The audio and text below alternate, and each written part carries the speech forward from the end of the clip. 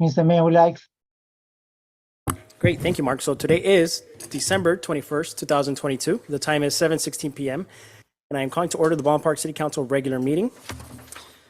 We have someone who can lead us in an invocation. Sure, we have our commissioner, our housing commissioner, will lead us in an invocation. So if you're able to, please stand at this time.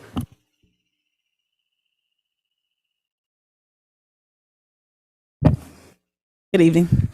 Let's bow our heads. God, thank you for this day. Thank you for bringing us through a successful year. Though it may not have ended how some may have wanted to, Lord, the city of Baldwin Park, the hub of the San Gabriel Valley, has made such progress. Thank you for the leaders that we have in place. Thank you for the citizens abroad and those that are here today. We pray that you just continue to guide us as leaders in the city on what you would have us to do for the betterment of all that are here. Just continue to keep us, bless us this holiday season. And for those who may be outside with no place to sleep, I pray that you provide something for them and keep them warm and fed and dry. In your name we pray. Amen.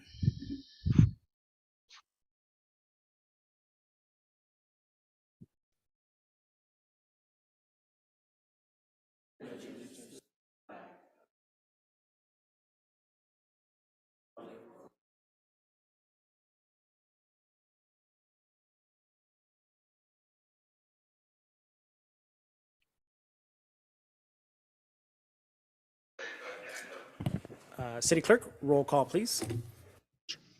Mayor Emmanuel Estrada, Yes. Mayor Pro Tem Daniel Damian, Here. Councilmember Alejandra Avila, Here. Councilmember Jean M. Ayala, Here. Councilmember Monica Garcia. Here. And City Attorney, is there anything to report out from closed session? Thank you, Mayor. As you indicated earlier tonight, the City Council in a special meeting met in closed session. The items are listed on the special meeting agenda. There were a few items related to existing litigation in the matters of Kuberry, Hemingway, Finley et al. Versus Baldwin Park, Cetina, Huerta, Jimenez, Parra, Real, Valdivia versus City of Baldwin Park. In those matters, City Council heard a presentation from its legal counsel. There is no reportable action on those items. I should also mention that Mayor Pro Tem Damian did not participate in those items out of an abundance of caution due to a conflict of interest, as one of the plaintiffs in that case, I believe, is a source of income to one of his businesses. We also had a presentation regarding the case of Roales versus City of Baldwin Park. City Council heard a presentation regarding that matter, provided direction, and we have no reportable action. There was also a discussion on conference with real property negotiators concerning the address listed as 4161 Baldwin Park Avenue. City Council heard a presentation from its city negotiating team, including Chief Executive Officer Saldivar, provided direction, and we have no reportable action. That concludes the report. Thank you for that, City Attorney. So at this moment, we don't have any more business to conduct in closed session. So I will go ahead and make a motion to adjourn the special meeting. Can I get a second? Second. Any objections? If not, our special meeting is now adjourned, and we do move on to our announcements. The City Council are also members of the Board of Directors of the Housing Authority and Finance Authority, which are concurrently convening with the City Council this evening, and each council member is paid an additional stipend of $30 for attending the Housing Authority meeting and $50 for attending the Finance Authority meeting. We do not have anything on proclamations, commendations, and presentations, so at this moment, Mayor, yes, Councilwoman. thank you. I would like to close on behalf of a longtime Baldwin Park resident, Blanca Cabrera. And she was born May 10th, 1955, and passed December 2nd, 2022. She is survived by her siblings, longtime Mayor Manuel Lozano, Junior Lozano, Juan Lozano, Mary, Imelda, Rick, and her daughter Yesenia, as well as many grandchildren, great-grandchildren. And so we just want to extend our condolences to this longtime family in the city, very loved and revered. And you just wanted to extend our condolences. Thank you. Thank you for that, Councilwoman. Of course, we do want to extend our condolences to the family. At this moment, I will move to open up public communication. City Clerk, is there anybody looking to speak? Yes, we have one individual looking to speak via phone, and I have one speaker card.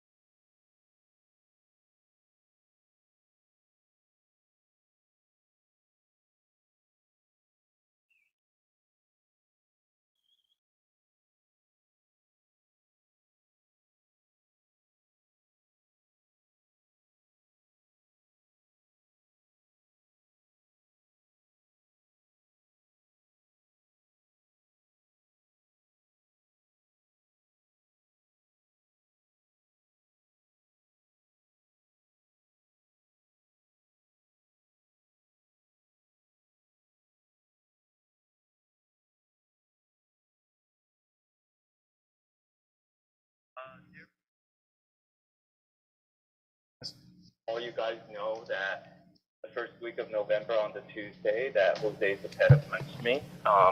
And, you know, I was really disappointed in the way that Mike Salas handled the situation. When I fell to the floor, he came out of nowhere, which kind of makes me suspect that he may have been working with Zepeda. And he's been in trouble before by HR. And when I told him that I was punched, he said, Jose did not punch you. I said, yes, he did. And I asked him to call 911, and he said that he wasn't going to call 911. And I think that Mike Salas is a huge liability for this city. He's already been transferred from a different department. He has a lot of issues. He seems to be in subordination to a lot of the policies that the city has. And I think that he needs to be disciplined for what he's been doing and how he's been behaving. And yeah, like I said, once again, there's children in this facility, there's juveniles in this facility, people can get hurt, and if he can't make a simple decision, whether he believes me or not, to call 911, I think that's a serious mistake on his part. So that's what I want to say about him, and I just wanted to say, you know, Manny Carrillo has been doing a decent job of remedying some of the issues that have come up. So, but I think with Salas there, it's always going to be problematic, and I think that a lot of the issues that have come up are because of Salas and also the head boxing coach, who hasn't been doing a good job managing the problems and the discipline issues that have been arising. So I'm hoping that the city council fixes these issues or makes it a priority to fix these issues. And I also think that, I mean, charges are still pending against Zepeda, and from what I understand from yesterday or today, that criminal papers have been served on him that are not even part of the incident when he punched me. So I do think he can be a liability to the city too, and the city needs to do its due diligence in researching and investigating that. So I thank you for your time, and thank you for letting me speak. So, thank you. Thank you. Have a good night.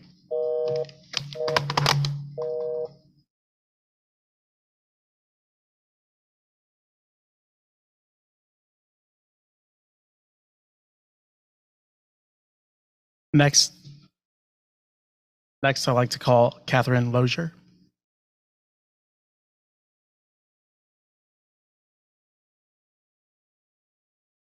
Good evening, Honorable Mayor, Mayor Pro Tem, members of the council and community.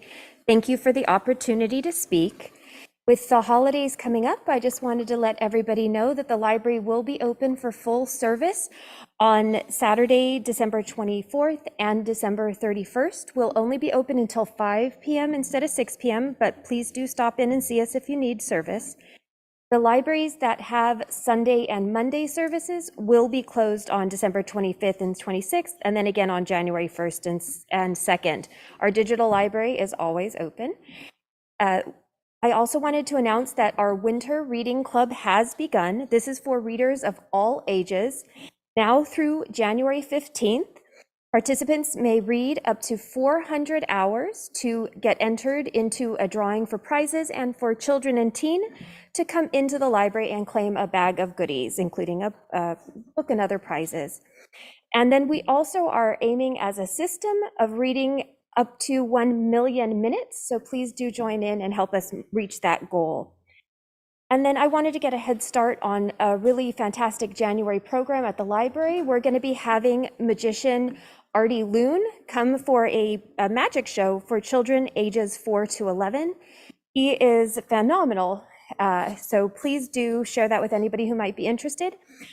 As attendance and space is limited, so we do ask those who would like to attend to please register in advance, and the registration will open on January 7th. Thank you so much. Hope to see you at the library. Thank you.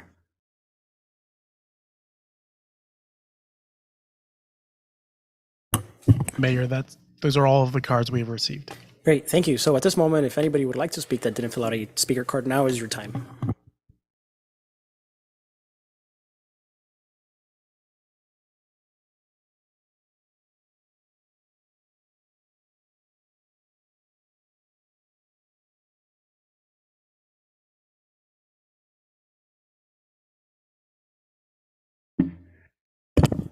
John Rios, resident.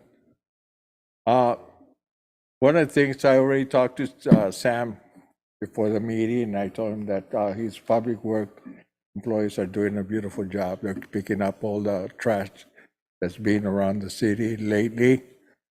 I have a very close communication with not only with Sam, but with Anthony and the new supervisor. And that's all the citizens want, you know, a communication, somebody we can talk to. One of the things that I mentioned to you, the CEO, about the weekend vendors, you know, we've been getting a lot of the flour people. The other part, that the food vendors, they're still coming around the schools, and that's something that we have to look out for. The kids in the school, they'll go out and buy stuff, and we don't know how healthy it is. We have to get rid of those. And but other than that, everything looks pretty good at the city. Mayor, you did a beautiful job kicking the Diablo's butt. You know, if you notice that in my area, you never saw a sign from him. The only sign you saw was El Diablo in front of my house, you know. But it's, you guys have a happy holidays. Enrique, I know you're going to Sonora. Be careful out there, okay? Have a good holiday.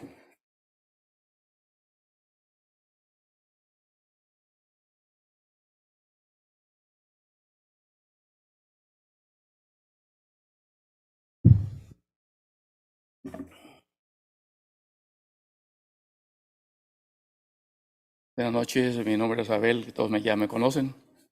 Y quiero hablar acerca de la ciudad, que estamos trabajando muy bien. La policía me atiende muy bien en mis llamadas y cada llamada que hago me la resuelven. David León no está aquí ahorita, pero él sabe que estoy llamándolo seguido para tratar de limpiar la ciudad más bien y no haya robos, porque ha habido muchos robos últimamente y queremos que no haya más robos.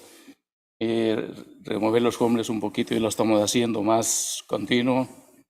Y he reportado muchas cosas, se han hecho, hasta la fecha se han hecho todas las cosas, donde hay agua tirándose el agua, todo eso, y la basura, también se han levantado, la basura está muy limpio, y continuamos trabajando juntos, y esperemos que sigamos trabajando juntos, ¿ok? Para mantener la ciudad limpia, ¿de acuerdo? Ok. Good evening to all. My name is Abel. You know me already, and I'm here to tell the City Council about the good work that they've been doing. I've been in contact with the police, and they've replied to my calls, and they're doing a good job.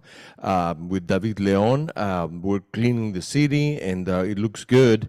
We have to try to control the robberies because there's been quite a few, and but it's working out.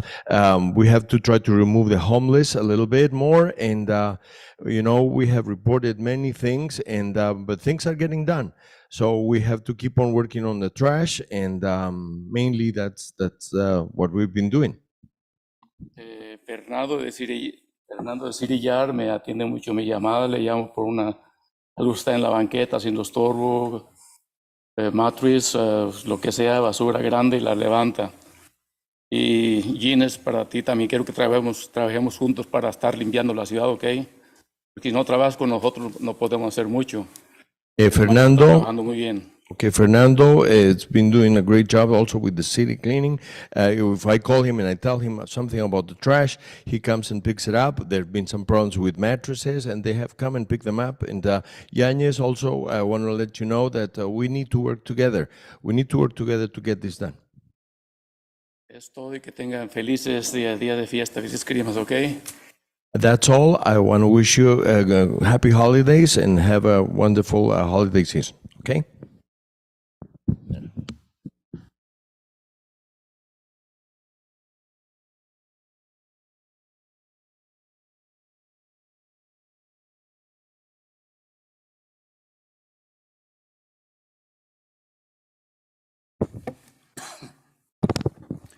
Greg Tuttle, business owner. First of all, I want to address Manny Carrillo with Paul Cook called in on your Mike Salas. I think it's a very serious thing about Mike Salas not calling for emergency help when somebody requested it. That needs to be addressed. If somebody, I don't care who it is, if they ask for help, you call 911 or you call the police. You get an ambulance there. It doesn't matter. They're not a doctor. Mike Salas is not a doctor. He should have addressed that. Okay, so that should be addressed with Mike Salas. Okay? Now then, I want to go into our new councilwoman, Jeannie. I just want to make sure that you understand we're going to be watching you and you're not using police time and cars to drive you around because you don't have a driver's license and don't drive. We want to make sure that you're not using city cars and city employees to drive you around because you don't drive. You can have Lozano or whoever else you want drive you around. You get $500 in car allowance out of the city here, which you shouldn't get legally, but you do. And you use that for Uber.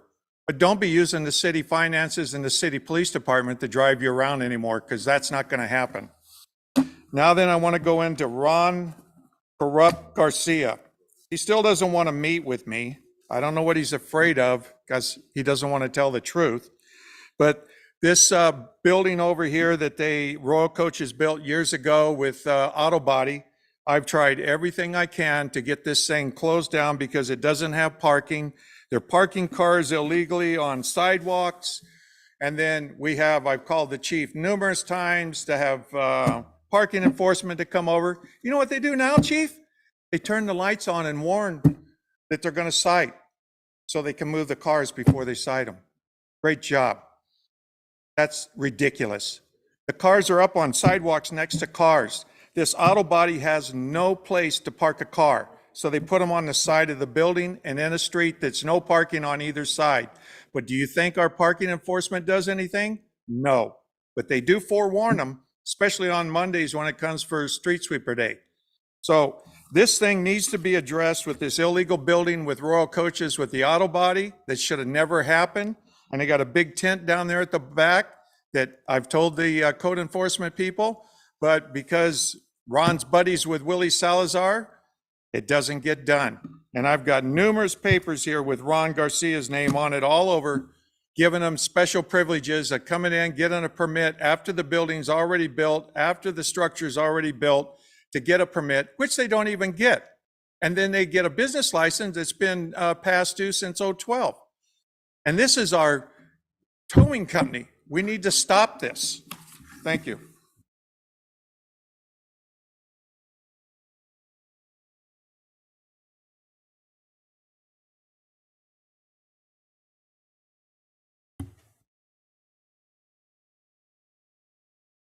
Seeing that there is nobody else looking to speak, I will now move to close public communication. And we are moving to our consent calendar. Are there any items council would like to pull from items 1 through 16? Mayor, I'd like to pull item 11. I'd like to pull item number 7, please.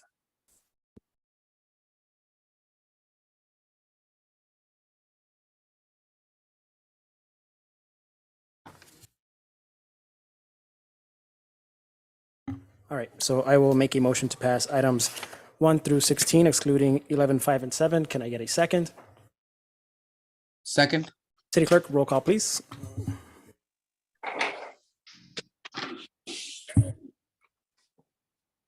Mayor Emmanuel Estrada, Yes. Councilmember Alejandro Avila, Yes. Mayor Pro Tem Daniel Damian, Yes. Councilmember Gina Ayala, Yes. Councilmember Monica Garcia. Yes. Thank you for that. So I believe we'll go in we'll go from least to greatest. I believe Councilwoman Avila, you have the floor. Yes, thank you. So I will address this to Sam, so we can get some clarification. I know this is to complete the improvements for Serenity Homes, correct?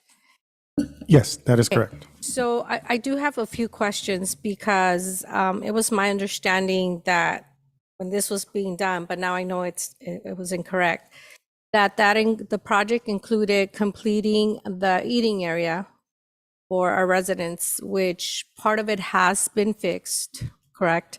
But there is a section of it, which is the flooring, that needs to be completed, and it wasn't part of this expenditures. So before we authorize this, what will it take for us to complete this project? How much do we need approximately? I know you probably don't have estimates yet, in order for us to complete that part of the project. Absolutely. Thank you. So a good estimate, and an estimate that we were going off of during the project, is around $20,000 for the flooring. Mm-hmm. We did not seek estimates for that work. We decided that would be moved over to phase 2.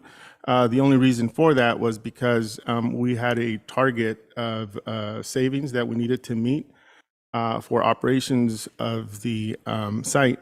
So the retrofitting or legalizing of that storage building took a lot of money. So we replaced the garage door, we changed the header, we bolted down the building, and we did some other improvements. And so at the end of the project, we couldn't afford it and wanted to have some savings. So we just moved the flooring portion to the next phase. And what does phase 2 include? So phase 2 is largely going to include a kitchen. So that second home, if you will, will be converted to a kitchen. Okay, so what is it exactly that we can do to make it part of this phase? Because as you know, and all of you that were out there, it's very cold out there. And our families don't have a dining area. I'm sure it gets tiring to sit with your food on your lap. So what can we do, or how can we go about it so that we can include this part of the phase, this part of the project in this phase, so we can complete that and then continue with phase 2 later on? In addition to that, I had already talked to Manny, and I had brought it up to Enrique as well, I think, about the ramps to the restrooms, how they're I know we have an ADA ramp, which is beautiful because it's easy access, but the rest of the ramps, the one going up into the laundry and to the rest of the restrooms, they're very narrow and the steps are very high. And being there yesterday, they have a cute little newborn, but think of a mommy or a daddy going into the laundry room, carrying that baby, carrying a basket. It's an accident ready to happen. So we need to improve those ramps so that they're safe and accessible to our families, and it doesn't pose a danger. What else can we do to include that in here in this particular phase? No, thank you. So yes, those ramps are designed for portable trailers that drive around to address that particular issue, which I agree on. Even I have trouble climbing on those stairs. They would need to be retrofitted with a sort of like an attachment type steps and ramps. And so to do that, again, just estimating, that would take an additional, I would say, $10,000. Mm-hmm. So to do both the flooring and address those ramps, I would say somewhere around $30,000 will cover it. So is there somewhere where we can get those $30,000 to complete that part of the project? So, That's the trick so question. yeah, we weren't. So I didn't consider that, but right off the top of my head, I can think of a few. A few things that we can do. We can allocate some ARPA money, 30,000, or there are savings in this project. We have about $140,000 in savings. This is still part of the housing grant that we got to the capital that we got to do the project. So there's savings there, and that was an intentional target that we were trying to meet. But we can take it off of that. That's another option. You can provide direction to do that now as a not to exceed, and we can use that funds which are already available. Okay. And then if it becomes a problem where now the shortfall or the operations comes in, then you can allocate ARPA to operations, which is, So we can take it 29. from either end and then Right. allocate from either end as well, depending where we're taking it from. Correct. And so those are just two ideas that I came up with right now. So there could be other options.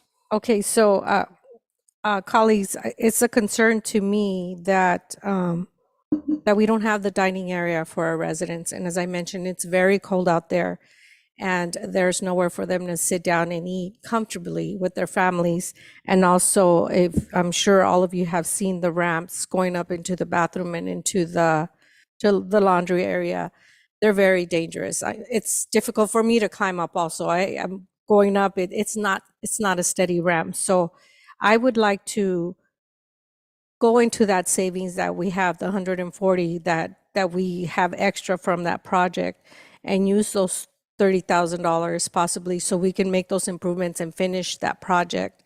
And because I think the second phase is going to take a lot longer, and I don't think we have the time. Again, anything can happen. Somebody can fall from that ramp and get injured. And the cold itself. I don't want our families sitting outside or sitting in their small space trying to have dinner with their families if we have that extra money there right now. Right. So I would like to allocate those $30,000 if it's okay with you to continue to finish that. If staff, if you can bring it back. Yeah, with I would that. like to, talk about it with staff. Yes. And, If I could, figure out if it's a viable. Yes, if I could interject, Sam and Councilmember Avila, if possibly you could provide direction to staff to work with our finance director to identify the funding, because some of the monies that we have identified for the savings is going to be provided as funding for our service provider. So if you give staff an opportunity to work with finance, and we will identify the funding. How does that sound, Sam? So then we can bring it back, direct you, our finance, to look at the funding, to see how that money is going to be moved around, how we can work with it, and then bring it back for the next meeting. Would that be fine? And just to add another option, it would be to work with the COG and ask them for funding, see if they have any Yes. funds that they could bring. I know they're very interested in completing that storage as well. Right. So I think as a third option, we can sit down with them, discuss it, see if there's any opportunities for funding through them. Yes. And then we can bring back the item with staff's recommendation. That would be perfect. So that is my recommendation, to bring it back with the funding recommendation, see what the COG can do, and see how we can work together to actually complete that phase of it. And then just continue phase 2 with more time, please. Sounds good. Thank you. Okay, so that sounds like that will be a separate item. So we'll pass the motion, and then you've given direction. Yes. Seems like everybody's on board. And then I heard you say that there's a newborn at Serenity Homes. Yes, she's beautiful.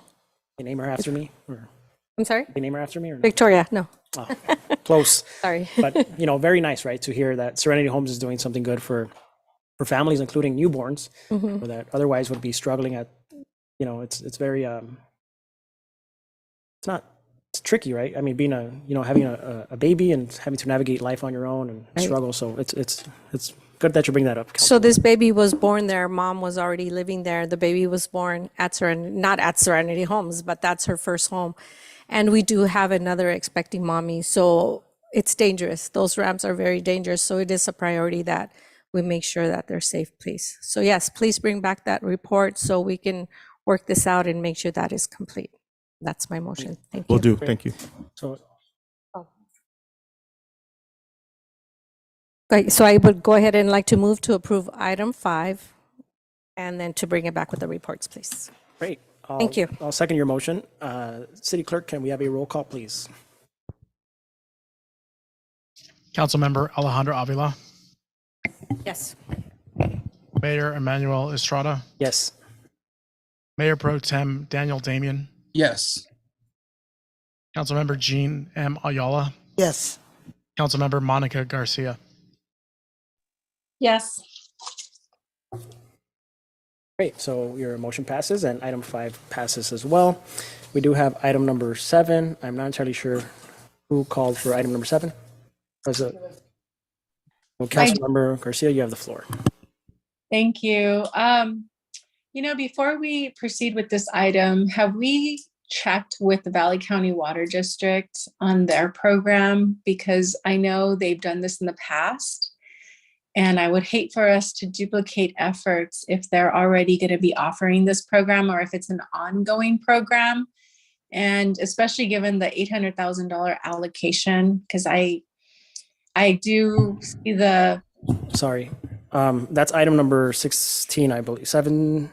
That's item number 18. That is on Oh, I'm reports of sorry. officers, item 18. You are absolutely right. I am so sorry about that. I got ahead of myself, but you know what's coming. So I'll take over item 7 if you'd like, Councilmember. I've got a couple questions.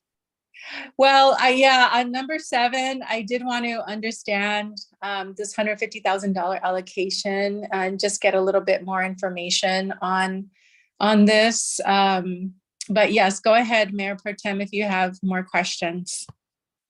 Thank you, Councilmember. Sam. So I do Yes. have a couple of questions.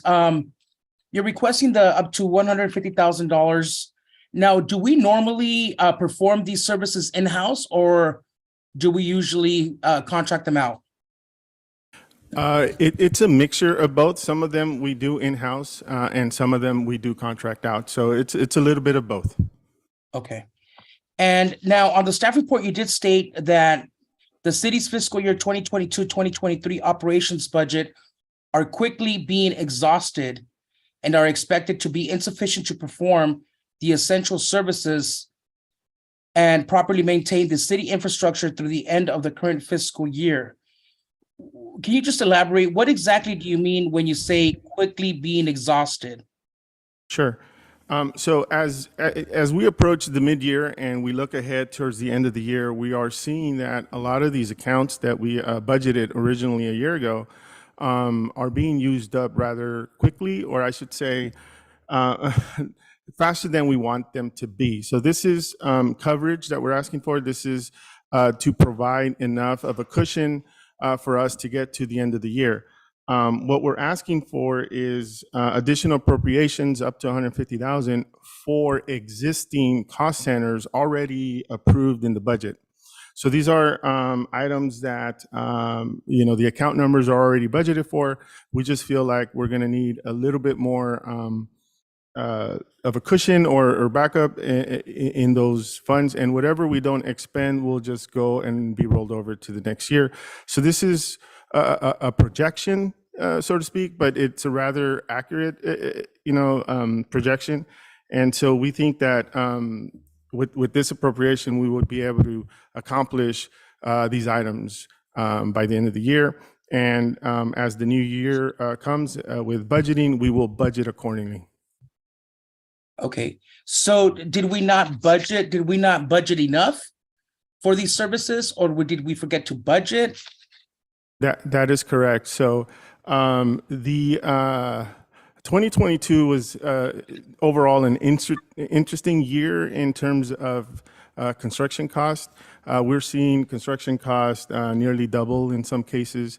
So this is just a reflection of not budgeting enough in anticipation of inflation or increase in cost.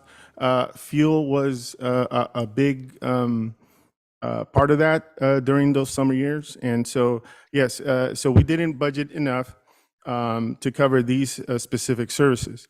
So what we're saying here is we would like to have the appropriation, but if not, we'll just hold off to these 5 items or 6 items and then budget them next year if the council chooses to do it that way.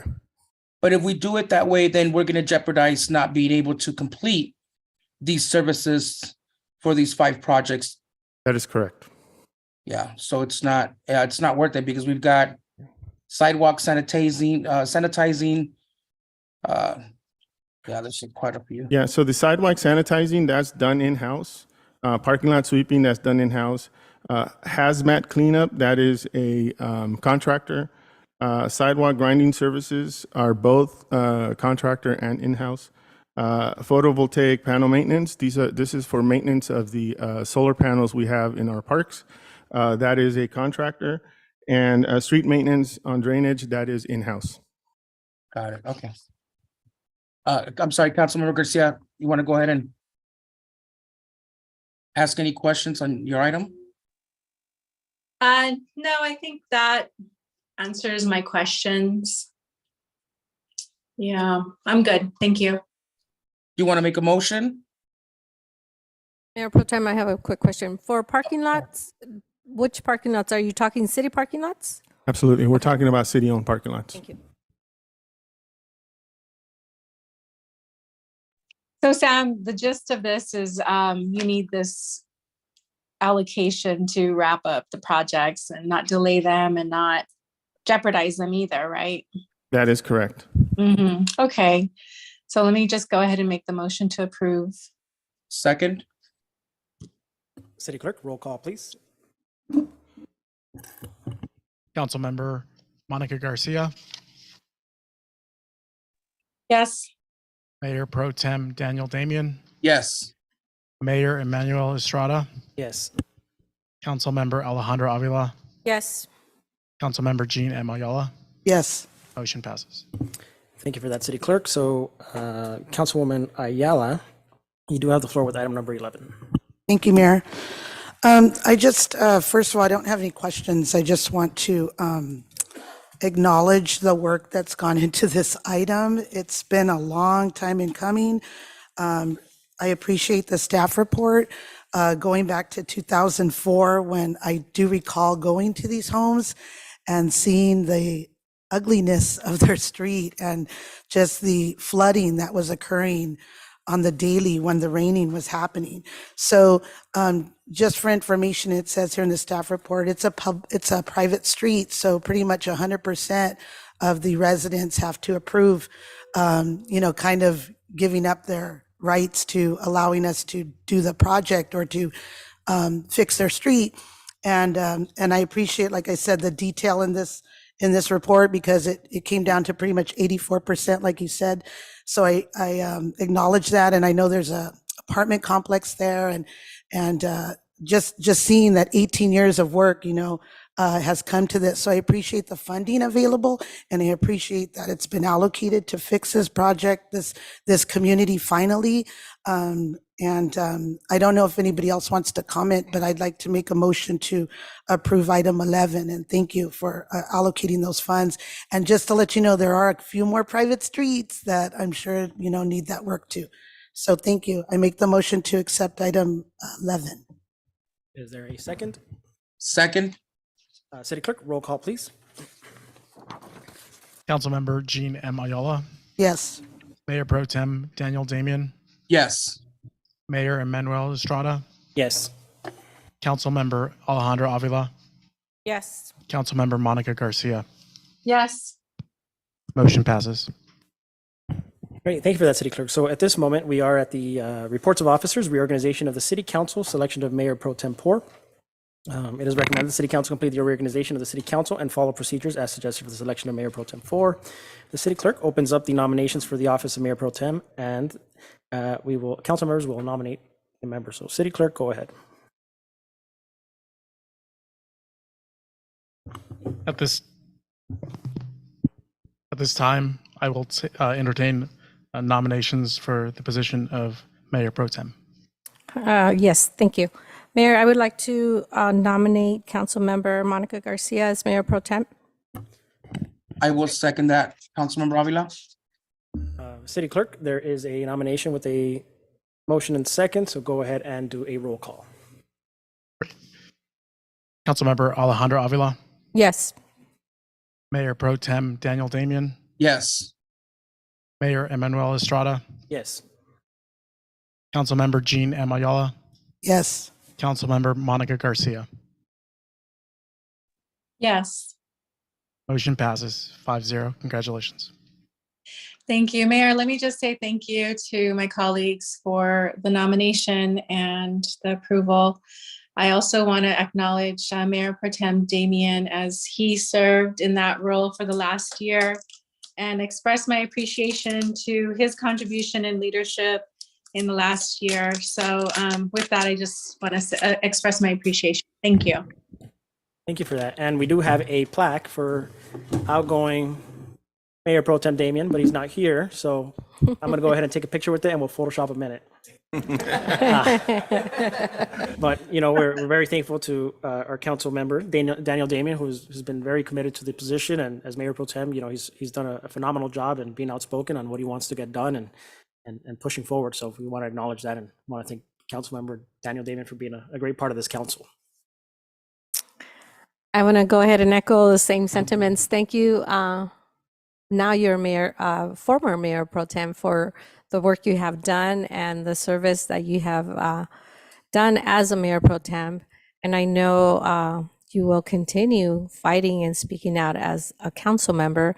And congratulations, Mayor Pro Tem Garcia, for becoming our new Mayor Pro Tem.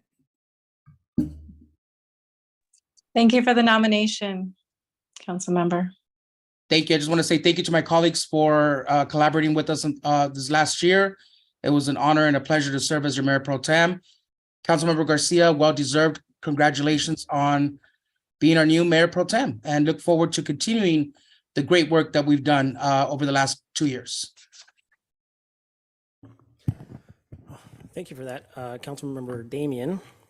So moving on to reports of officers, item number 18, the consider approval of professional service agreement with Ecotech Services, Inc. and the Home Depot, Inc. for the high efficiency toilet and shower head replacement program. So just real quick, I know that I think that's been a whole year in the works, and I know that there's been a whole process to this. So one of the reasons that we wanted to do this was, as we know, not just the region, but the state is in a drought. And so we want to make sure that we not only encourage residents to save water, but also help them do so rather than just implementing restrictions on them, but also with the ever increasing cost of living here and not just Baldwin Park, but the state, we want to make sure that we help our residents alleviate some of those cost of living burdens. You know, we just heard from Southern California Edison on their tiers of use. And I know Councilmember Damian mentioned some people have seen higher bills. I've also heard about that. You know, water bills are also, I mean, bills in general are going up, right? So with ARPA money, it's one of those few times we can actually do something to invest in the community directly rather than just on public property. So that's one of the reasons we came up with this, helping residents save water and save on their bills while also having some nice infrastructure in their home. I'd like to sort of provide a little bit of background, if I may. We do have a presentation for the City Council ready to go if the council so wishes to entertain that, explaining how the program works and what's it all about. But as the mayor pointed out, this project has been in the works for a year. What we're doing tonight is not executing any contracts with any of the proposed contractors. This is to present to the council what the project is about, but it does set a cap limit of $800,000 And that's what would happen today, and will authorize, if the council approves, it will authorize the CEO and staff and the city attorney to finalize the contracts and start up the project in January. So as I mentioned, we do have a presentation. I'd like to call on Romani, the city's engineering manager, who's been working on the project. He's prepared a couple of slides, and we'll talk about what the program is, and then we can have a larger discussion after. Thank you.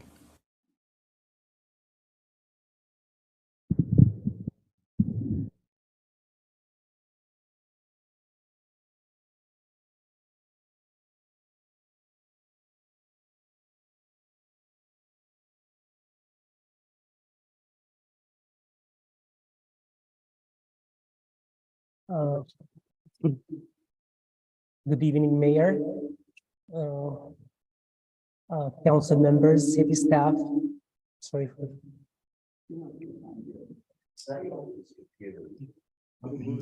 Go to yeah, it's on my.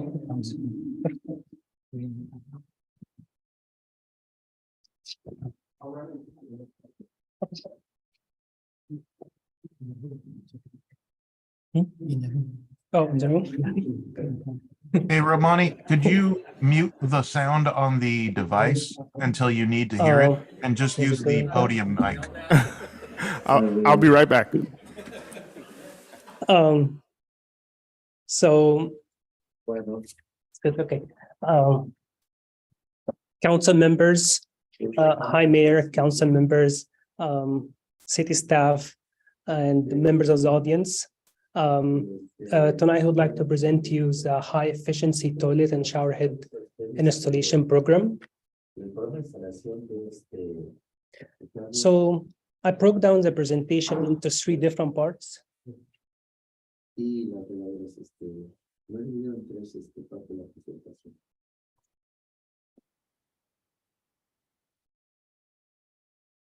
Okay, Romani, you may proceed. The first part is what exactly is this program about? Second is why we want to proceed with this program. And finally, how we're going to do this program. So let's start with what?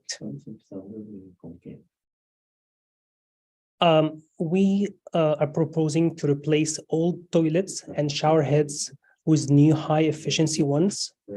So residents who own and have old toilets that are going to consume a lot of water can now replace their old toilets and shower heads with new high efficiency ones.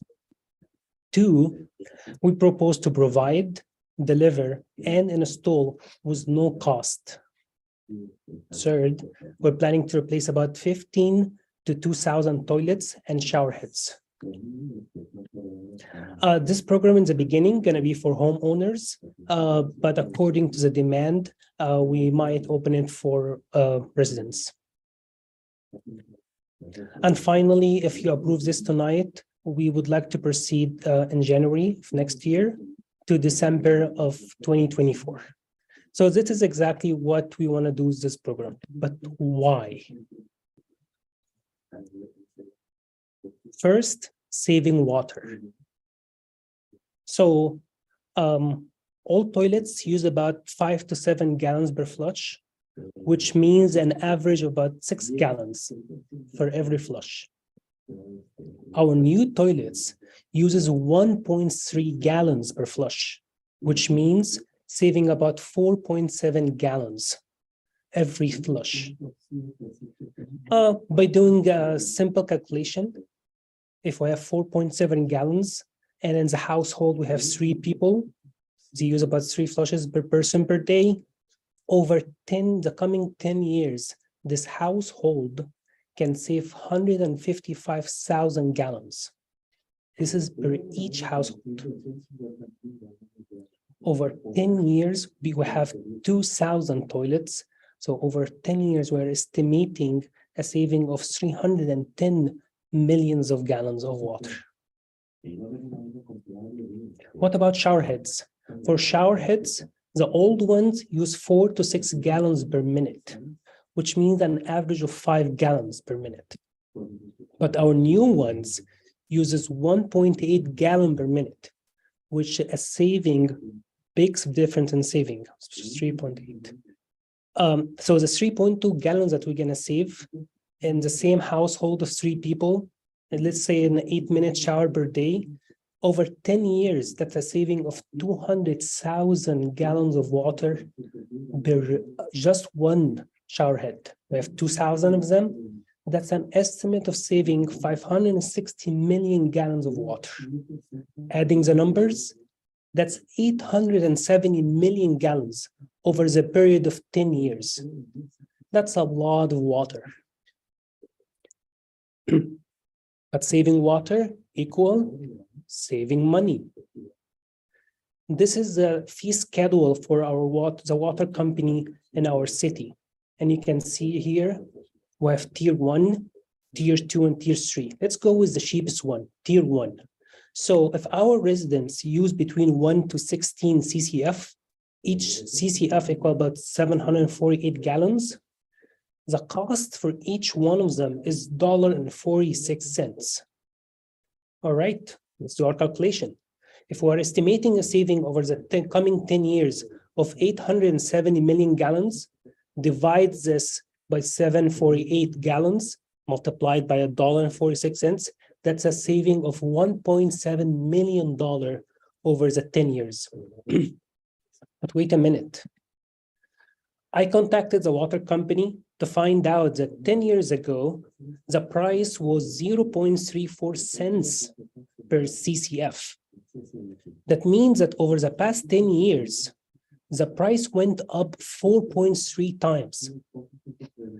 Doing a simple calculation, if that rate of increase is gonna happen in the coming 10 years, the saving gonna be $7.3 million.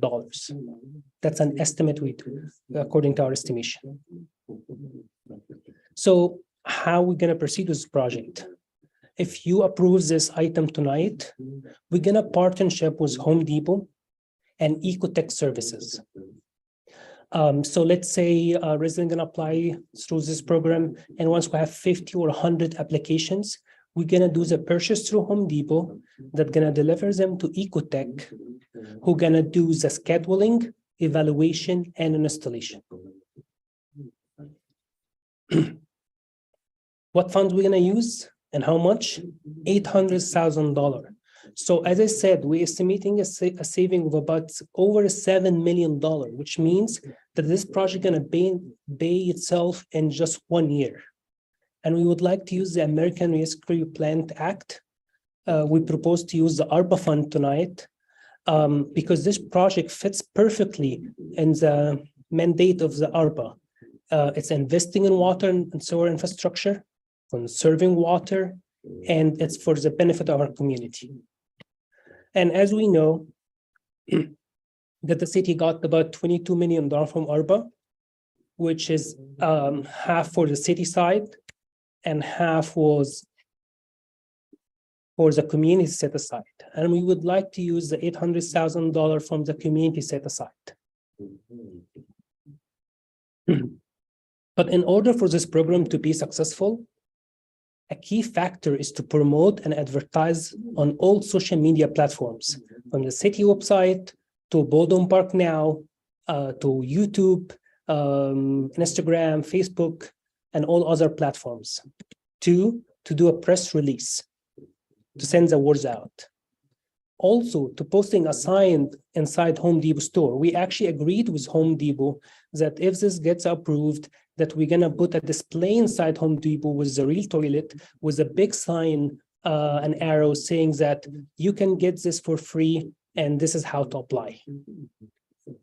Finally, an explainer video. We would like to do a video in English and Spanish to our residents that can explain to them how to apply and what is the program gonna, how is it gonna benefit them. And actually I have a treat for you tonight. I have a work in progress video that I would like to present to you. Hopefully is the audio gonna work.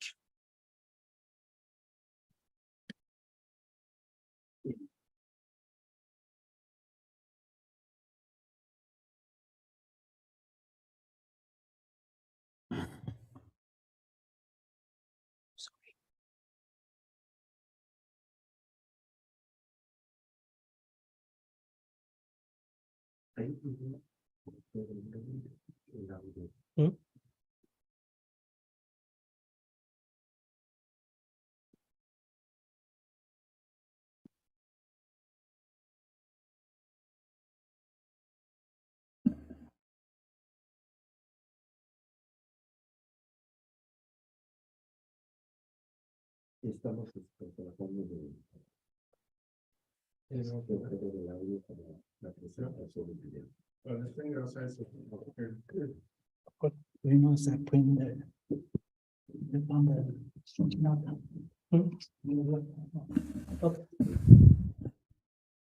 Do apologize for the video. It's actually a really cool video. But there are some technical difficulties today, but I will email it to all of the council so that they can see it at a later time. Can play it on the speaker here. Try it. Try it. Let's try it.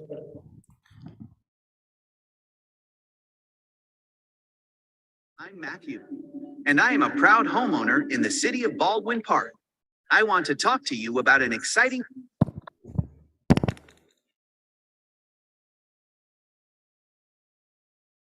Give me a sec. Sam, Sam, Yeah. while Romani sets it up, the video, is it done with AI? So this is not a real person. That's what I figured. It was the AI Right. program, right? So this is right. So yeah, we wanted somebody that would reflect the community. We added the scrubs on him to to have a Kaiser kind of vibe to him.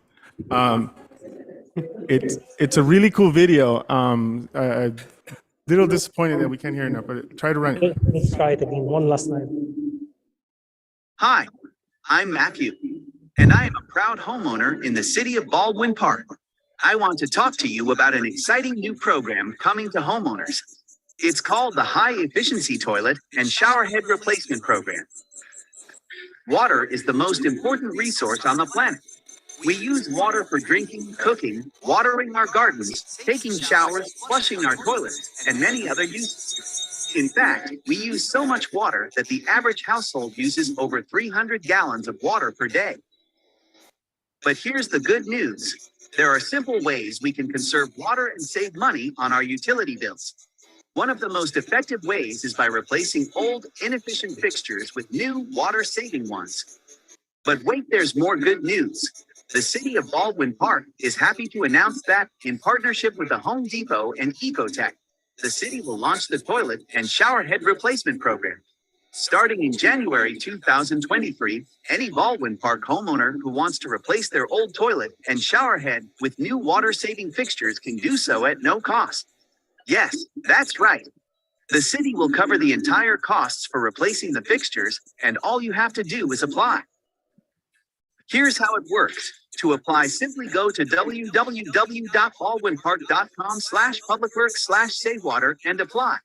Alternatively, you can contact the City of Baldwin Park Department of Public Works at 626-960-3993. Once your application is submitted, we will send a friendly contractor to verify your information and ensure that your fixtures qualify for replacement. It really is that easy. And the best part, you can save money on your water bills while also helping to conserve one of our planet's most precious resources. That's a lot of savings. To find out more about water conservation and the Toilet and Shower Head Replacement Program, contact the City of Baldwin Park or visit our website. Together, we can make a difference and preserve this valuable resource for future generations. Thank you. Hope you take advantage of this great program. Please stay tuned for more information coming in January. And remember to continue to keep Baldwin Park beautiful. Hope you enjoy your holidays and have a great day. Sorry, of course, the technicality. You sure that's not your Romani? Sorry, it might have been him. He didn't shave. Huh? Right. That's very nice. Yeah. So much better on your phone and on your computer. I'll send the link for that a little later.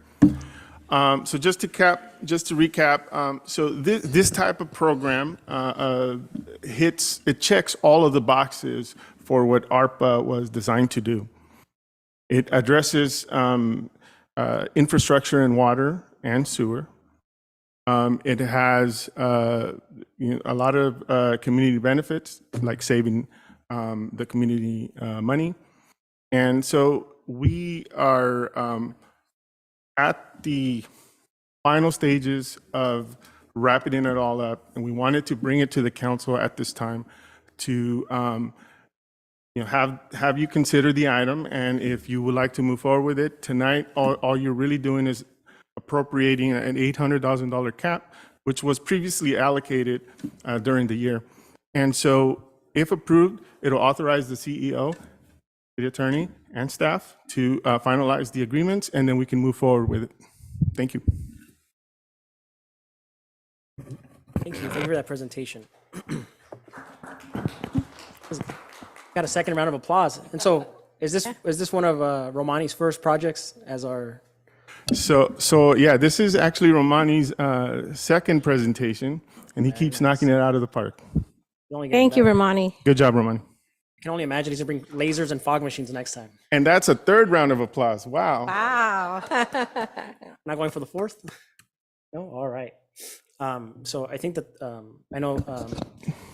So I know that we allocated $800,000. So can you just kind of explain how is it going to work? We're not buying everything at once. It's a kind of as orders come in, and Yeah. of course. So it all depends on demand and participation, and of course qualification.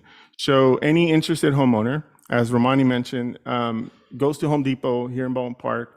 There will be a display there with a sign that says, "If you're a Baldwin Park homeowner, find out how to get me for free."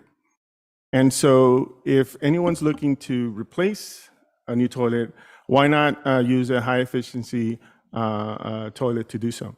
We're estimating that the $800,000, depending on, again, on demand and participation, will get us around 1,500 to 2,000 toilets.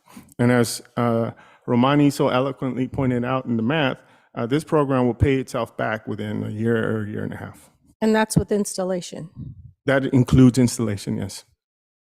I just wanted to point that out, that it's pretty neat because ARPA lets you do water infrastructure improvements on private property, which is why we're able to pay for the installation. That is correct. So like I said before, it does hit all of the check boxes for what ARPA was mandated to do.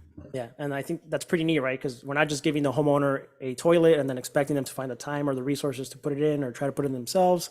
We take care of all that. They're just going to have to call Waste Management for the bulky item pickups. So That is correct. Quick question. We'll schedule the bulky item pickup for them as part of the program. So if you're not a homeowner and you rent the property and you're stuck with the water bill, you don't qualify for that? At launch, not at launch, but there is plans to, depending on demand and participation, to grow the program out in order so that we can address situations where renters are renting a home, and then apartment owners who have residents and renters, they could also take advantage of it. So it's at launch is for homeowners. But it is intended to grow onto other residents and people in the community. I'm sorry, I didn't even ask permission. It's okay. I have another question. Yeah, Are you done or not yet? I'm just commenting on everything, huh? Okay. But I just want to. So it's really up to the council how they want to do it. But I agree that there's also a need for renters. I know when we were dealing with the apartment complex on Vineland, they were talking about how the property owner was taking all the water bills, putting them together, and then making everybody pay an even amount, whether they had the same amount of people as somebody else or not. So That's another subject on another Yeah. agenda on the But- property owners and what they're doing. So, but of course, yes. So Yeah. go ahead. so in the past, and I think it's a great idea to replace the toilets and the shower heads because we do need to save water. But in the past, our water company here has helped with this process. So why don't we have conversations with them to see how they can help, because it is for everybody. And it's trying to save water, it's trying to help our residents, and they work with our residents. So why don't we have a conversation with our water company to see how much money they can help with and to make it a group effort, the city working together with the water company. So as I understand it, two reasons. I think the intent of this program was to partner with the water company. Mm-hmm. And so they opted out. When was that? This was maybe in February. Well, maybe we need to revisit with them Yeah, I because it can is sp- to benefit our water company But as well. also, I can speak to that, Sam, if I may, because I know when the mayor first brought up the idea of doing such a program, our first partner to go to was the water district. Which makes sense. And it was going well. And, the water district at the time was in the midst of finalizing their relocation to their beautiful new headquarters, by the way. Director Vargas, thank you for the tour this morning. Some of us were at the facility for the tour. And so the timing just didn't align with what they were prepared to absorb, because it was going to be done through them. We were going to be a marketing partner as well as a funding partner, and they were pretty much engaged and willing to participate. But then, like I said, it had to do with the priority being focused on ensuring that they were able to relocate, and so the timing didn't align itself. However, in our visit this morning, I brought it up to the general manager, Jose, in that they have access to our rebate program. And we want to tap into the rebate program. So they're very willing to partner in that regard. And what is the rebate? So a rebate is something that comes from the Upper San Gabriel Valley Water District and the Metropolitan Water District. And I want to say it's either $40 or $50 per unit. So while right now we're proposing to fund it entirely on our own dime, if we take advantage of this rebate, and this is just in conceptual conversations, so we have to work out all because would that require them to have approval in the process? That's something we would have to insert as we develop the procedures, as Sam and Romani were saying. But we definitely want to pursue the rebate. I think the council will be in support of that. yeah, So that would be in partnership with them. I would like to add that, Valley County is not the only water company that serves the city. Right. There's 3 others, so there's a total of 4 water companies. So Did we haven't- reach out to the other water Yes. companies or just yes, this one? they were all they're all interested, and I think the rebate program makes sense because it is an Upper San Gabriel Valley regional program, so it will apply to the other water companies as well. Okay, so if the rebate program was to go in place, let's say we were to fund it up front, and then we do the rebate program, how would that work for us? It would be We would brought get the back to reimbursement us. of the money. The owner won't have to get involved. The property owner would have to sign off on the fact that it was installed and that they were the beneficiary of the product, but the reimbursement would come to us. Upper San Gabriel would reimburse us directly. Yeah, and I think we have to work it out with the County Valley Water, whether it goes through them or if it comes directly to us. I think it has to Either go way, through. whether it goes through them or them, we would Right. still get it. Yes. 50. So We how would much get is it. it? I probably missed it. Per household, how much does it cost? Romani, do you have that information up? And they would reimburse 50%, you're saying? For the toilet, the unit itself. No, $40 or $50. I can't recall. $40 to $50 out of 500 that it Well, costs per household? the unit itself is $110, and that's the toilet. The installation is the costly thing. That's a cost for installing one toilet and one shower head. The purchase ends on installation. Wow, for each labor's household. expensive. Yeah, labor is expensive. Oh, yes. Dispatch fee, there is a dispatch fee and evaluation fee, and the installation itself, it costs some money. It gets cheaper if we install more than one toilet per house. So it gets cheaper as much, if we add more toilets per each home, it gets cheaper price. So it's so much not the toilet and the shower head that's costing a lot, it's the labor that's costing so Right. much. So when we went to RFP, we went to RFP to do the entire thing. When we got the RFPs, when they came back, It turns out that Home Depot would provide the best price for the toilets and the shower heads, but not the best price in installation. They charge an arm and a leg. And so Ecotech, on the other hand, gave us the best installation price, but not the best fixture price. So Look so at this, at other organizations or companies for labor. so there are Ecotech, as I understand it, is one of the premier, I wouldn't say premier, but experienced firms that do these type of projects. In fact, they've done several in the region. They did Bone Park before, and they've done West Covina. And so in the past, when the water company has partnered with the city, have they done the installation as well, or just provided the toilets and shower heads? No, yeah, they've done the installation as well.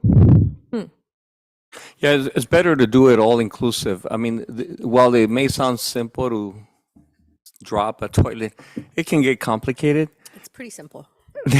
Well, I don't know. Well, yeah, in some of these homes, there are constraints. Some are small. The area, and, who knows. We're hoping that a lot of homeowners take advantage of the program, and so that they can address a lot of these issues. I do have a couple of questions, if I may. Yes.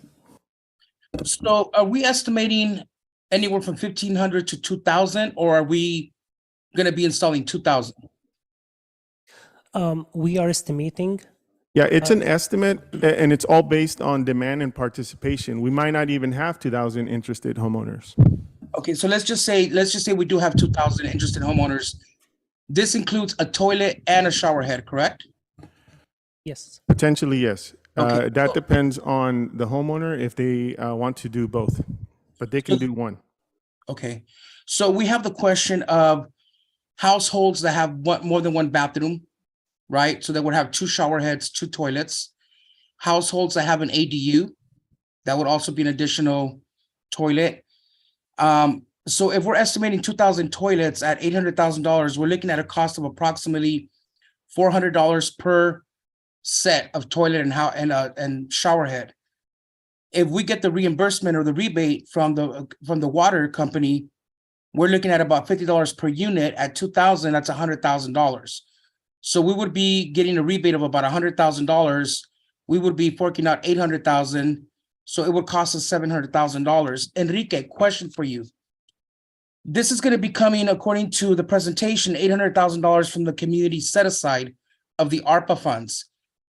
Earlier, when we had a discussion about the total amount that we had in there, when we were discussing in closed session, without going into any details, do these $800,000 include that amount that you mentioned that we had in total?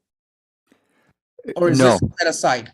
This is outside and separate from the figure that I provided to you in closed session. Okay, so this is not touching that amount. It's not. Okay.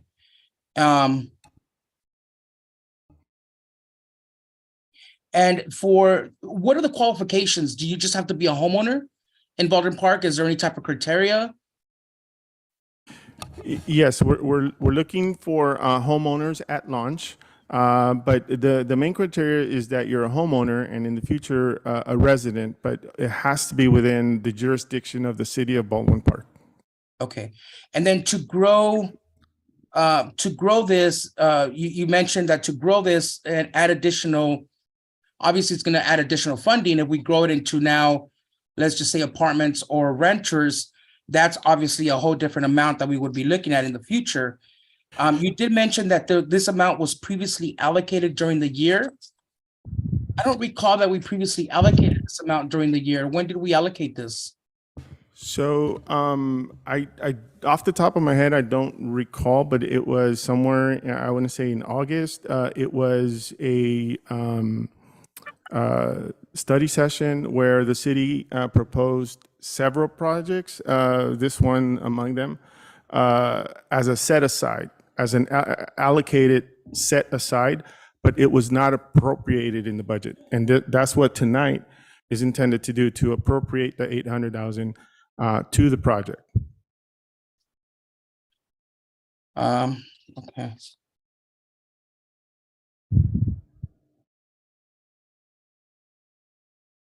And then, so based on the discussion report, it was on January 19 where we first asked for direction and discussion. Would it be possible? I mean, I don't know. I mean, don't get me wrong. It's a great program. I just think that we should have more of a collaborative effort with our water companies. Sam mentioned there's 4 in the city. And see how, I know that in the past, the Valley County Water District would have a program that you would bring your toilet and then you would swap it and they would give you a new toilet. I know that they were busy with their new headquarters, but now that they're going to be moving in at the beginning of the year, and that's no longer their #1 priority, would it be a good idea to maybe revisit and figure out how the water companies can assist with this, since it's going to benefit them the most? I mean, obviously it's going to benefit us all, right? We want to save water, but I mean, this does, fall under the jurisdiction of the water company. So I don't know what your guys' thoughts are on this. Well, that was the reason why I think I brought it up to the Valley County Water General Manager, Jose, and because the timing is different, but not to restart the process all over. It's been a year on our side to bring it to this point. I think you can direct us to see how we can strike a partnership outside of the rebate. I mean, Jose already expressed an interest on the rebate, and I think that much we can definitely do. But in terms of being able to do more, initially the concept was for them to lead the project, and we would just be sort of, in the background. I don't know that they would be willing to do that at this point anymore, but we can definitely entertain doing more than just the rebate. Maybe, I mean, I know that Jose and company and the water district will be more than willing to help us navigate, since they have a lot of expertise in this area. So I'm pretty sure that much they will do. Enrique, I agree with Councilmember Damian. I would like us to, can we hold on the item and just have the conversation with them again and see if they'll contribute, to this? Because I know in the past they did provide the toilet and then also the shower head. And I'm disappointed to learn that, they declined. But I do understand that at the time, the priority was their capital improvement and infrastructure and things like that. But can we revisit that? Because I know that they're asking our residents to cut back on their water use, and it would just seem appropriate that they would partner with us on this program rather than, kind of deferring to the city to lead this program. And I know that a lot of work has gone into this, so I think it's a great program, and I think it's necessary for where we are and, the drought. So I'm not saying that, we're not going to support, but I just think, can we revisit with the Valley County Water District at minimum? And, they're a large organization and provided this program in the past. So would they be willing to at least participate with some funding, even if they can't administer the program? And it sounds like, all the components are here already. They're already packaged nicely with the partnership with Ecotech, I believe, and Home Depot and the city, and just getting Valley County Water District to contribute. And again, it's because they're also asking our residents to cut back on water use. And I think we're all trying to do our part. Enrique, I want to, I kind of concur with my council colleagues on that. I would like to maybe, as Mayor Pro Tem Garcia said, to kind of revisit in the sense that I think that we're all in agreement that it's great and we want to do it. But I think that maybe for myself, and I think what I'm hearing them say is that we want to have a little bit more of a collaborative effort with them. And I have confidence in the Valley County Water District and their board that they'd be on board, like you explained, to kind of be with us on that. So I think that, as Mayor Pro Tem Garcia said, maybe revisit it, have a conversation with them, because I think that it's a great project and, our community would benefit from it a lot. So I'm kind of in line with what they're thinking. Thank you. Mayor, may I? Hi, good evening. So I wanted to just chime in a little bit on that. It is a great program. I really do agree with everybody else and all of our colleagues. But as we know, Baldwin Park has a very large community of renters. And if we can get more collaboration for this program, we can probably open it up for renters to, utilize the program as well a lot sooner than later. Absolutely, that is the plan.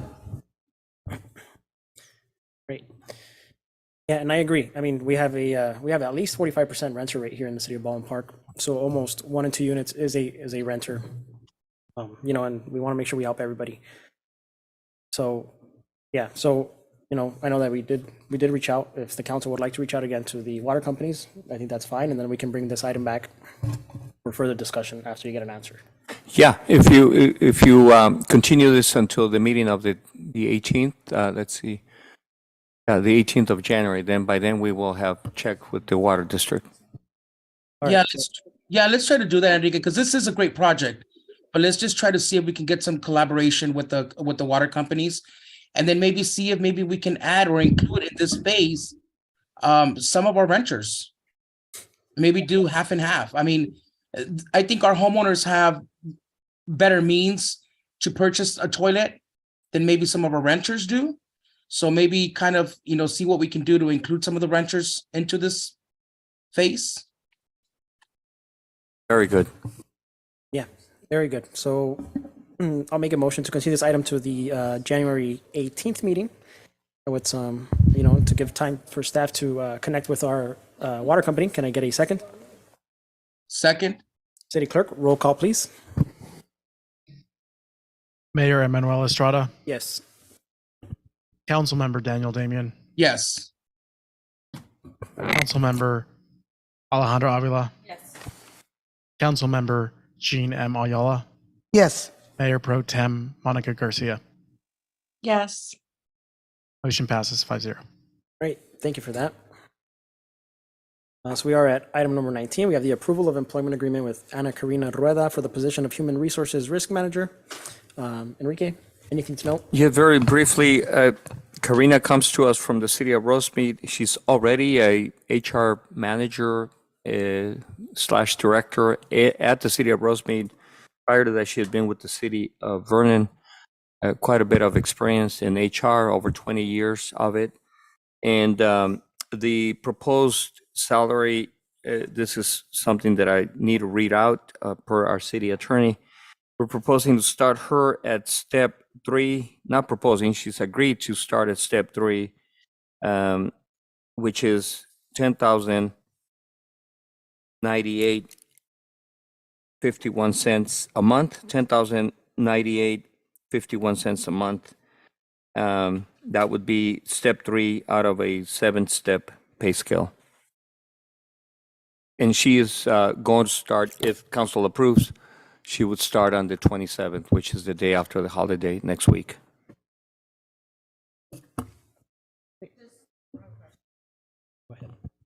Amount include the 500 This is only base salary. a lot.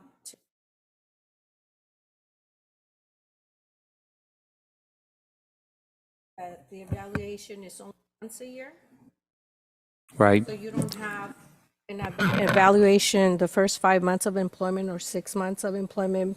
You wait a whole year before you do an evaluation. It must stipulate it once a year, but I can do a monthly. I can do every 2 months. I can do. I would like to see, especially when it's a new employment, see an evaluation 5 months, 6 months into their employment to see where they're at and if they are meeting what we are requiring here in our city. Yeah, I think there's nothing that would prevent me from doing that. And this transportation allowance, The car allowance? Let's see, is everybody getting the car allowance? I want to say yes. I'm sorry, I don't know offhand.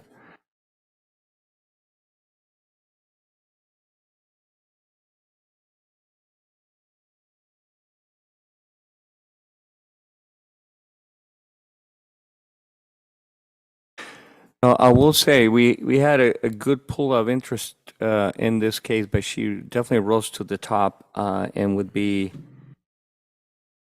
definitely be a good fit for us. I mean, you know, we've been managing as best we can with the assistance of a consultant. That contract ends next week as well. what is the reason for transportation allowance? I mean, when we apply for a job, we assume we're going to pay gas or the bus or what have you to get to work. I want to say that Especially for HR, I mean, usually they're in the office, and I know they may go to trainings, but when they go to trainings, we usually give an allowance for that if they're driving. Why is, this is the first time I noticed this $500 per month transportation allowance. I want to say it's part of the benefit matrix that the executive team receives, so it's not anything unusual or unique to her. But Enrique, usually on this position, there would have been a process that would have come to the council at some point in closed session. And so I'm just wondering what happened to that process, and should we spend a little more time on this item in closed session? Well, let's see. This being one of those classifications in which it's a manager position as opposed to a department head position. And in the discussions we had in closed session, Councilmember Garcia, where I was keeping the council informed of the process and how it was going, it was discussed that I would be presenting a proposed contract to the city council, which is what I'm doing now. But I had been keeping the council informed of every step of the selection process.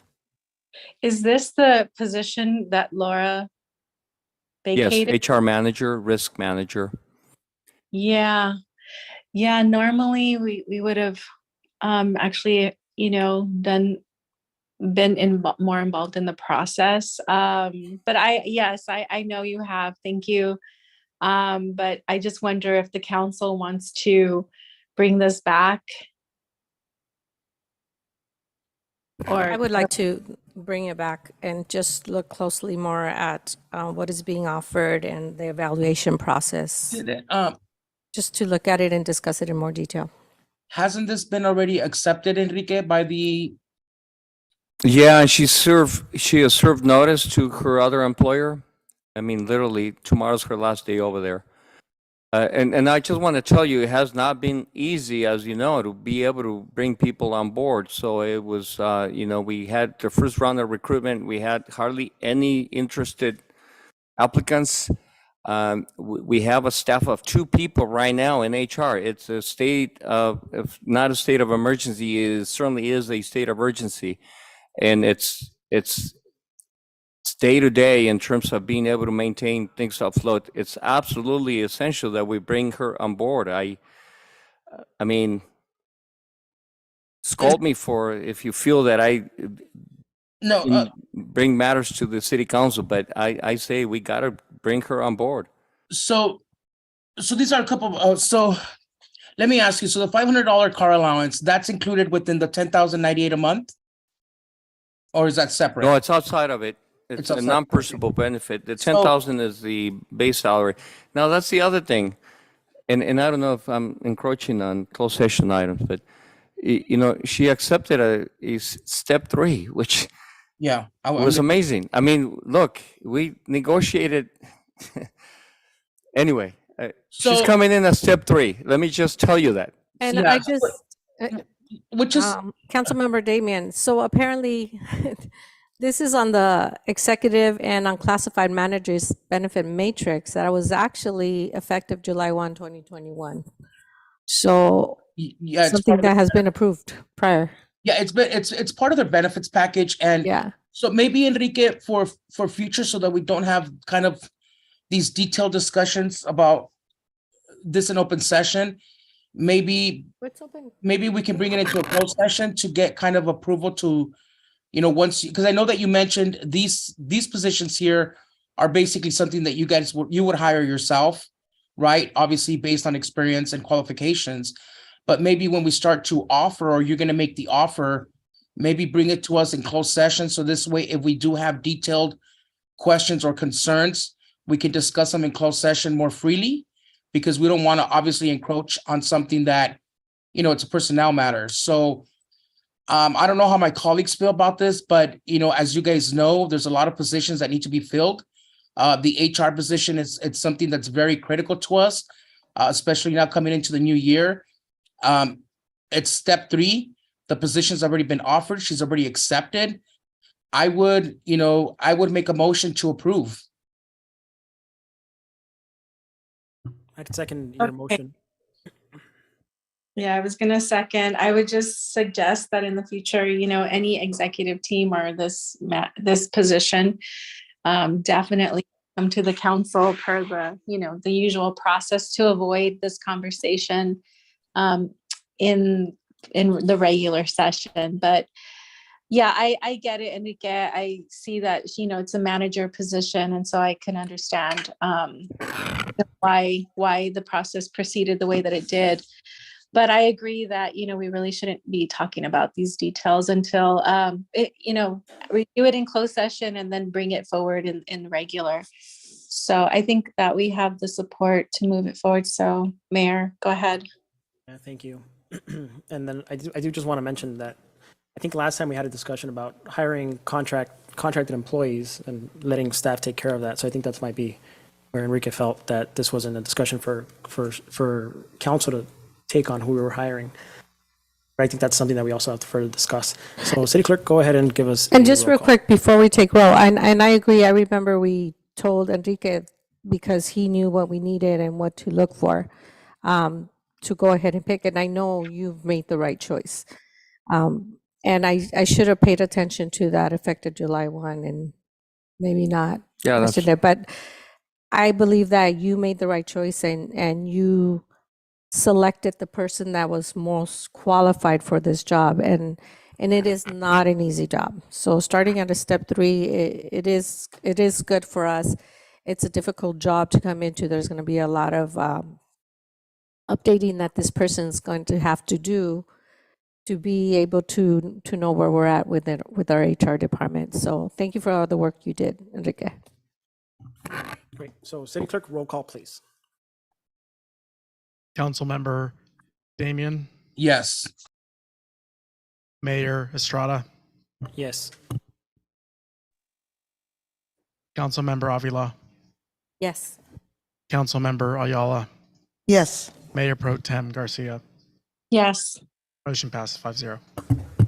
Great, thank you for that. And then we do have the approval of employment agreement with Fabiola Celaya Meliker for the position of city planner. Is there any comments or any notes to take, Sam or city manager? I want to read out the proposed, the recommended, well, this is also, it's an agreement that's been presented to the applicant or to the nominee, has been accepted, so forgive me for that. But it's coming in at step 5, step 7. Now this is a different pay scale, and it's $9,701.37 per month at step 5. And this person is also ready to start on the same date, 27 next week, Tuesday of next week.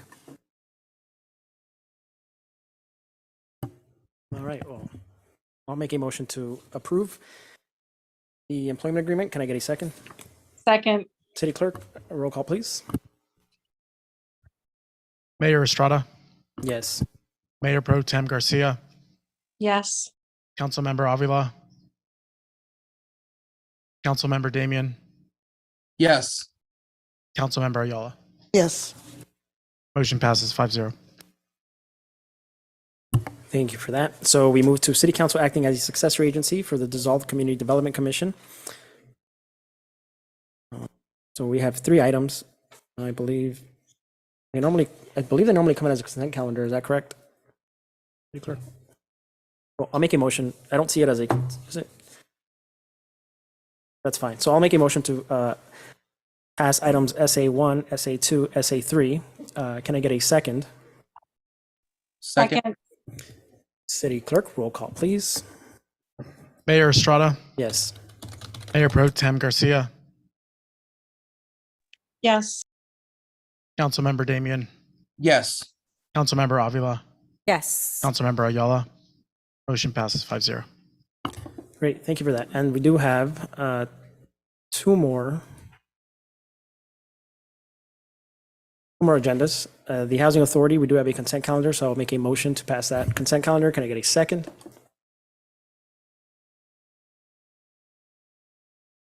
Anybody? I second. Thank you.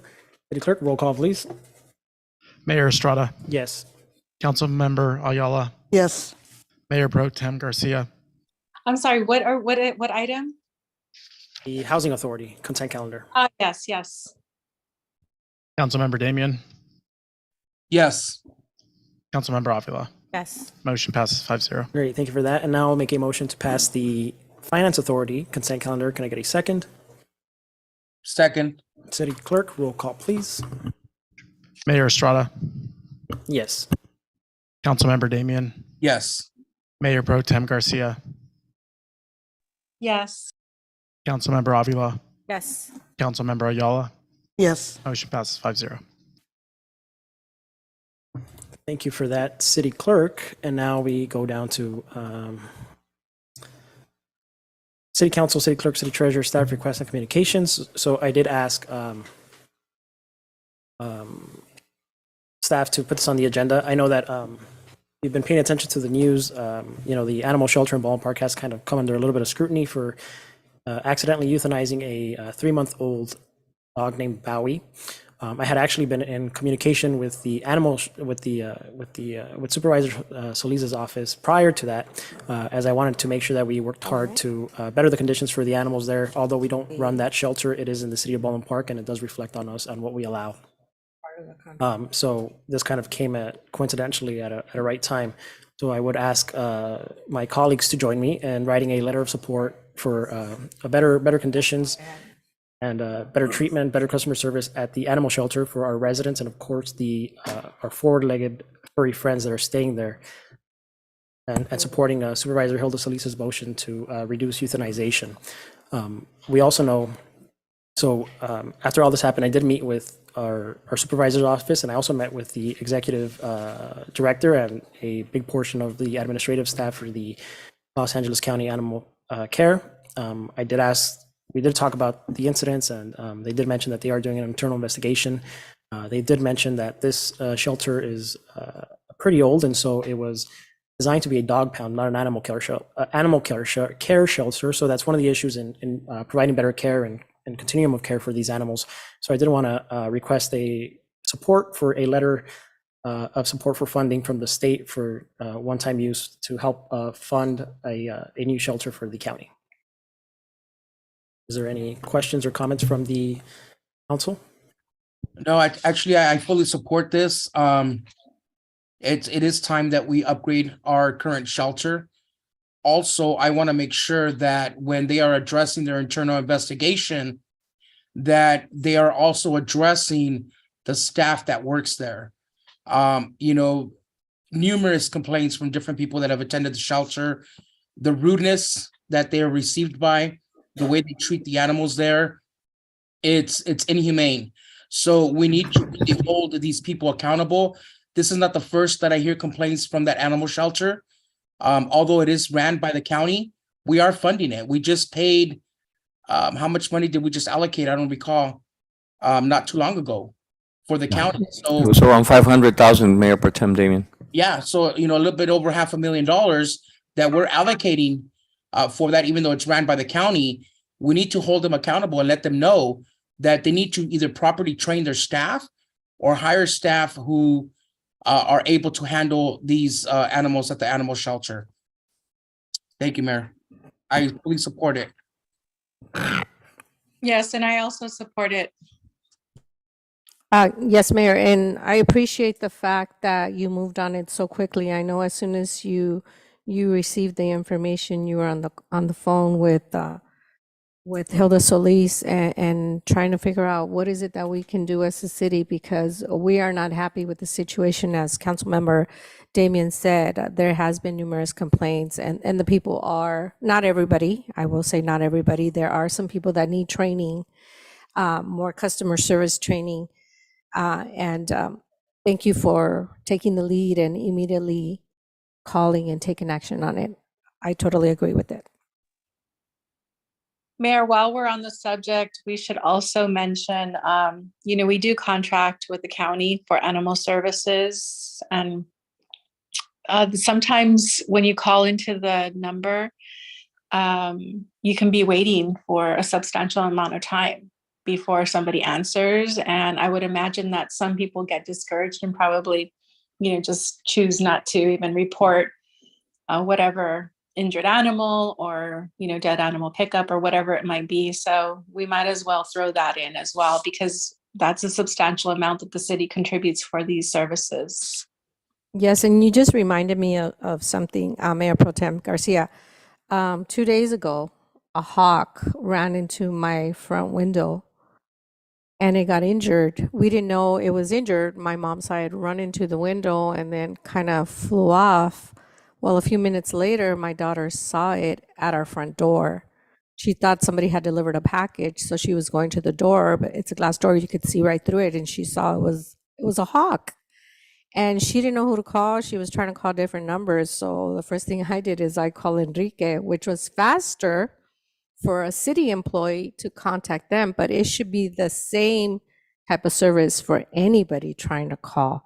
I don't know what happened to the hawk. Do you have an update on him? He was a beautiful bird, and I had him in my front porch. But the point here, Mayor Pro Tem Garcia, is that yes, our residents need a number where they get an answer and that they get the service that they need, because you're in a panic. You don't know how to take care of animals, a hawk or a coyote that may be injured. And in fact, because of that incident and the communications that the mayor had with the animal service and with the Supervisor Solis, I did make it a point to establish a closer relationship with the local shelters. So Maria Rosales is the shelter manager, and Bradley Kim is, I think, at the executive level. So we're going to set up a dual staff tour of the shelter for sometime in late January, early February, so that all of our departments, especially Public Works and Police, already works with animal shelter.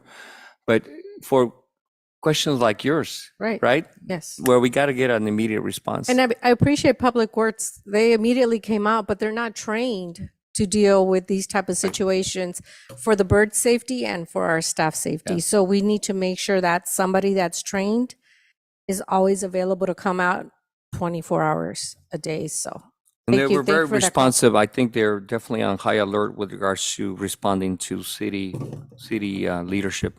So thank you. Yeah, I do want to mention that. I mean, they did respond fairly fast, and we set up that meeting fairly fast, and they did offer a tour. So I'm glad you guys are also taking care of that. And if council's also willing to join, we want to be there too, so we can see what. Absolutely. Yeah. So and I did ask. I did let them know that we expect better, but we're also here to partner with them and figure out how we can make this a better shelter, better services for our community, because it is in Baldwin Park. Yeah. And also extend that relationship. I know that they also have resources that they can offer. So they do have mobile clinics. I think they're on their way to get a second unit, so we can set something up at Morgan Park for some of our already pet owners. And I believe they also have vouchers for medical needs for pets, which is very important for our community to know, because those get expensive, especially for medical care. So yes, so just to reiterate, a letter of support for better treatment and services at the animal shelter, not just to our supervisor, but to the whole board, as they all have a role to play in there.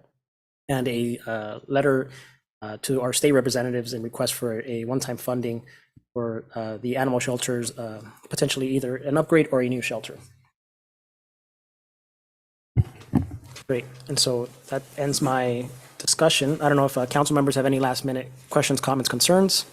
Mayor, Yes, go ahead. thank you. I have a few comments I want to say. First of all, I just want to wish our community and all staff happy holidays, Merry Christmas, Happy New Year. And I want to thank Mayor Pro Tem Garcia for closing on behalf of Mrs. Blanca Cabrera. I was looking to do that as well, so thank you, Mayor Pro Tem, for doing that. And I also would like to close on behalf of my 97-year-old uncle, Salvador Ayala, who passed earlier this month, a World War II veteran at the age of 97, my patriarch of our family, vested in his community. We go back 100 years in the city of Colton, California. So it's a big loss for my family personally, for me personally, and for their community. So I'd like to close on behalf of my Uncle Salvador Ayala as well. And I just want to give a big shout out, as I always try to staff. I want to thank Recreation Community Service. I want to thank Public Works. I want to thank all of our departments for really rallying around our community during the holiday season, all of the great events. I really appreciated the holiday parade. So I'm glad that Councilmember Damian and along with my council colleagues moved it to December. I thought it was very festive for the community and they really enjoyed it. So I want to thank everybody for that. Lastly, I just want to comment regarding, I heard one of our community members, and I think this has been the theme about communication and speaking and having open lines of communication. So I think it's very important that we continue to, especially for my position, to have open communication. And I know that our CEO, Enrique, and I have open communication, and I've kept him in the loop of everything that I'm sending out. So I just want to comment regarding two incidences that we've had within the last 5 days of school, where I had open communication. I felt with our police department chief, and it's very important that my experience, and even with yourself prior when I sat on this council, was to have open line of communication. And when incidents is happening in our community, that we are addressing that. And it's disheartening for me when I get information from grandma who's at school asking me questions, and I immediately look at my phone, possibly thinking that I have an update, and I don't. So I don't want to waste anyone's time. I know that the department is doing their job, but when I ask a question or an inquiry regarding something, I'd appreciate an immediate, as soon as you can answer, because I'm held responsible to the residents of this community, and they're looking at us for direction. So we had 2 schools on lockdown, as you're aware. We've had open communication about it through texting, along with our CEO. And I think it's imperative that when I'll speak for myself, when I send a text and I'm inquiring about the status or what is the situation, not to divulge to the community, but that I'm aware that what is going on, because I need to be knowledgeable in the situation, so then I can answer to the residents who elected us. So it's really important. I'd appreciate that open line of communication. We've had it before, and I'd appreciate it again. Okay, thank you so much. Thank you, Mayor. Thank you. Mayor, Yes, Mayor Pro Tem. I would also, council member, I'm the council member now. Council member, sorry. Yes. Council member. So I just want to wish our community, our residents, a Merry Christmas, a Happy New Year, Feliz Navidad y Feliz Próspero Año Nuevo para todos nuestros residentes. I also want to thank all of our staff. It was a really busy month, but there was a lot of events, and they were all a huge success. Our Parks and Recreation, our Public Works, our Police Department. We had the Posada at the park on Friday. Huge success in collaboration with St. John the Baptist Catholic Church. We had the luncheon at Esperanza Villa on Monday. We had the Serenity Homes Christmas dinner last night. Just so many to name, but I just want to say thank you guys very much because your work does not go unnoticed. And we can only make these events a success because of your work and your dedication. So thank you all very much and have a Merry Christmas. Mayor, Yes, Councilwoman Avila. first of all, my condolences to the Lozano and the Ayala family. Difficult times, especially during the season. It just somehow seems more difficult. But I also want to acknowledge all of our staff and all of our departments, because not only through the Christmas season have you done an amazing job, you have done an amazing job throughout the years that you have been here. And I know you're always willing to move projects forward, as busy as you may be. You do it with a smile. And no matter how much you have on your plate, you're always willing to do more. And I just had the conversation with a staff earlier today that, you know, they have too many projects on their plates that maybe sometimes they should tell us, no, wait, can we wait? Because I think it's overwhelming sometimes. I know we want a lot of things done. And as council, sometimes we also need to take a step back. But I appreciate that you're always smiling and you always say, yes, of course, we're going to get it done.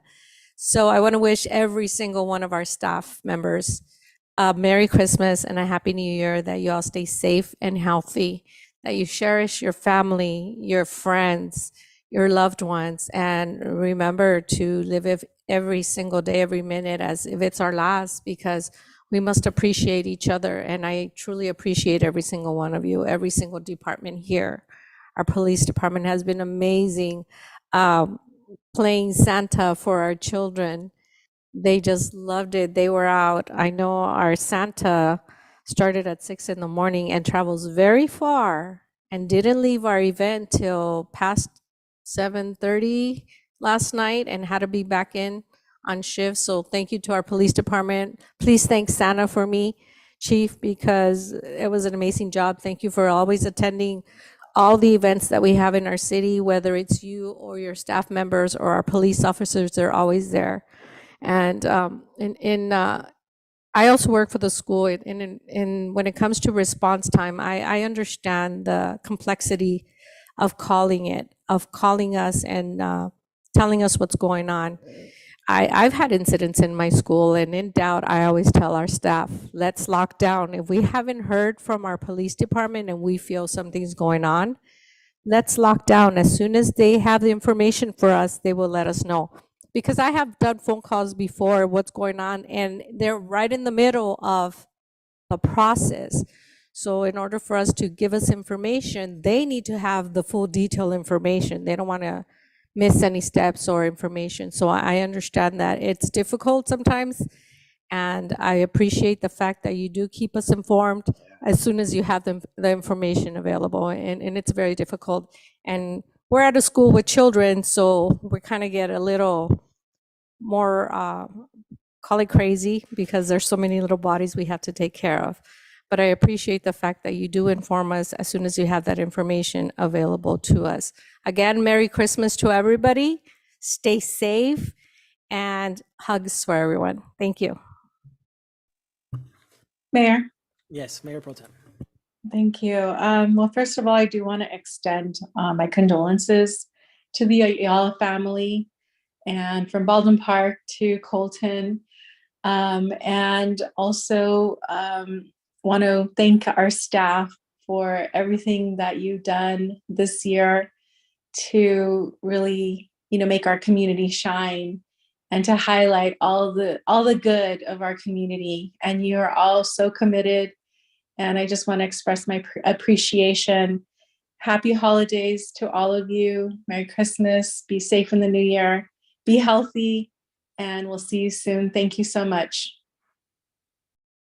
Great, thank you for that. Just want to echo what everybody said. And I just want to point out, I was talking to Manny about the news, and we actually double headlined the local San Gabriel Valley Tribune paper, and it was for La Posada and our incoming $700 and something thousand grant for the mini park on Main.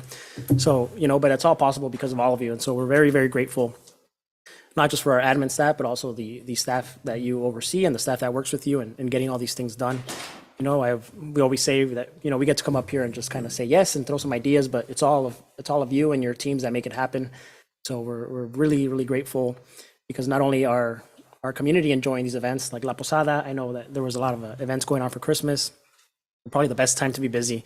But at the end of the day, the city also benefits because we get some positive feedback and we get to shine, in the San Gabriel Valley. So thank you. I really hope all of you have some happy holidays, Merry Christmas, Happy Hanukkah if you're celebrating Hanukkah. I believe we are in one of the days of it. And I believe we will see each other next year. That's right. Good night, everybody. So And I hope you enjoyed your year with us, Marco. Oh, yeah. Your 2 months. Well, I was going to say the end of the year with us. 2 months. He's on probation. So I'll go ahead and make a motion to adjourn the meeting. Can I get a second? Second. Any objections? If not, meeting is adjourned. Good night, everybody. Good night, everybody. Good night, Mark, David, everyone. Have a happy holiday. Good night, everyone. Good night. Good night. Good night, everyone. Merry Christmas. Merry Christmas. Good night. Happy holidays, everybody. Happy holidays.